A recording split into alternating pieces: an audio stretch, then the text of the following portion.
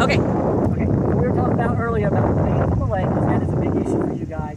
So virtually, there's a stable state theory out there that lakes can have different states. One of them is they can have no plants, no hard order plants, and that means that it's completely ran by algae. So the whole lake out there might have a lower water clarity measurement, is less clear, but all it has is phytoplankton, algae, free floating around in their dominating system. Or you can have a higher order system of plants, where there's more submerged plants out there growing in the lake, and so virtually the water column of the lake is taking up the plants, the stems, the leaves, they're growing on the bottom, they're using the leaves, they're bringing the nutrients, so they're taking nutrients out. That means they're competing with the algae, the free floating plant, and so virtually they out-compete it, and so once it gets 30 or 40% of the lake covered with those type of plants, the lake can actually be clearer. It still has a lot of productivity because it's in the higher order plants. You just now can see down further. It's a lot clearer, but because those higher order plants are helping clear the lake up. You're getting rid of that competition, gets rid of the phytoplankton, and now all the energy is in the higher order plants. So there's two different types. Then there's a medium type, which is in the middle. You have a certain number of plants growing, which helps affect your lake, but the whole lake's not covered in plants, or the whole lake is not covered in plants. And that's your moderate type level. And most people shoot for maybe 30 or 40% of the lake bottom covered in what we call submerged plants. Those are plants that in the water column, they need the water to help them stay up structurally, and that's the type of plants we're talking about. If you're looking at erosion, you want emergent plants. Those are the stalky plants. They're very hard plants. They're like pickerelweed, duck potato, maiden cannons of grass. Those grow around the shore in what we call the littoral zone. That littoral zone has all those higher water plants, and those, the roots dig into the soil. Their leaves are out of the water, and they get all their energy from the sunlight directly and the nutrients in the soil. But they help all those roots solidify on the side of the lake and help erosion start to happen. That's your two types of plants. Tell us a little bit about right now about erosion and about how much foliage, how much vegetation we have now, just from visual, quick visual. I want to say you guys probably have 5%, maybe less. You don't have a lot growing. You have a bacopa species growing in the lake. That's a submerged plant. You have alligator weed growing, that kind of lining on the shore, and you have some torpedo grass, which is an exotic that you guys are maintaining. So you have we have very low vegetation. So there are articles out there. You don't have to have plants in your lake for it to grow fish and do things. But if you have plants, there's beneficial the plants again. The emergence will help with erosion.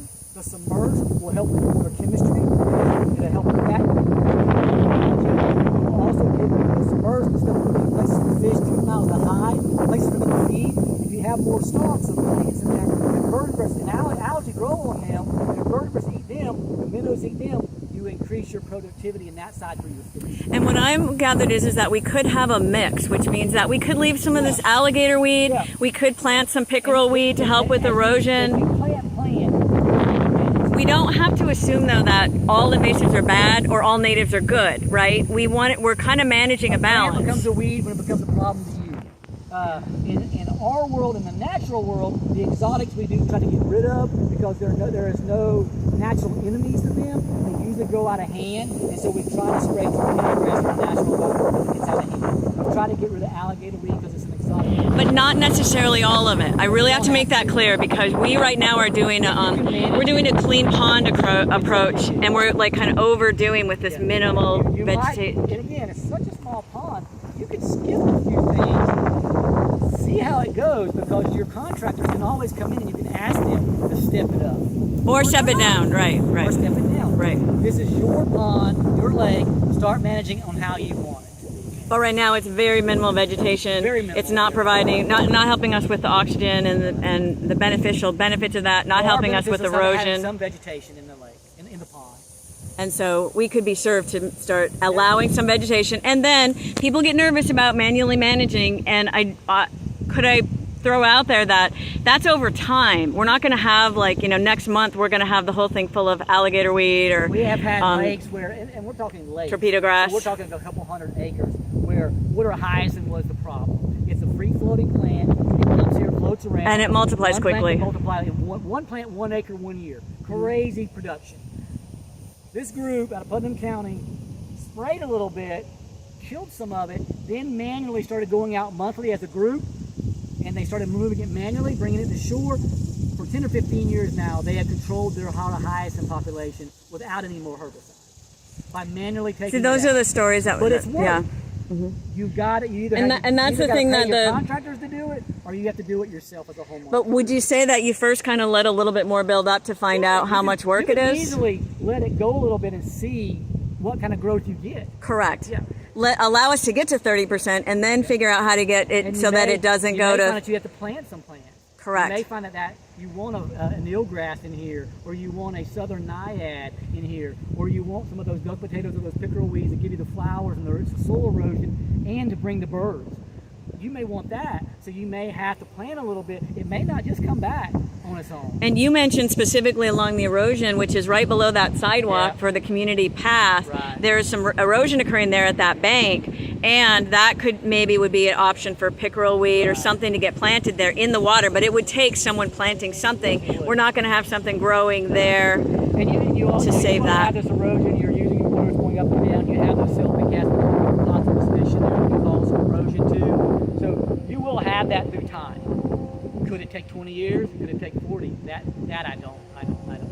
But you see it already. So you're having some that maybe you could get ahead of it now and kind of slow it down some. If we do nothing at all and we just keep spraying, It stays like it is.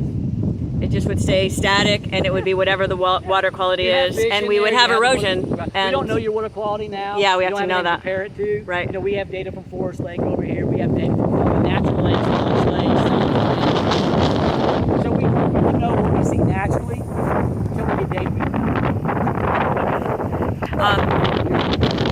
You can see the bottom on the end over there. We see some plants. So you have some things going on. we have some vegetation, even though we're spraying, so not a we lot. just not we could use more. It'd be beneficial. Yeah, as a group, and I do suggest maybe even getting a homeowners lake committee or pond committee and helping educate the community, and then you get this data, you educate yourself, and you pass that data to the people. Right. And then you help them understand what's going on your pond. Right.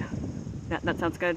Any other wrap-up comments on pond management? Okay. We just need data. But we do have lots of stuff that goes into our pond. That's always something good to throw in here is that, all the whatever fertilizer comes off the lawns, whatever goes into the storm sewer system, if someone's doing concrete work on the street, like they are today, And any we're set up runoff. to receive it, but you can also manage out here too.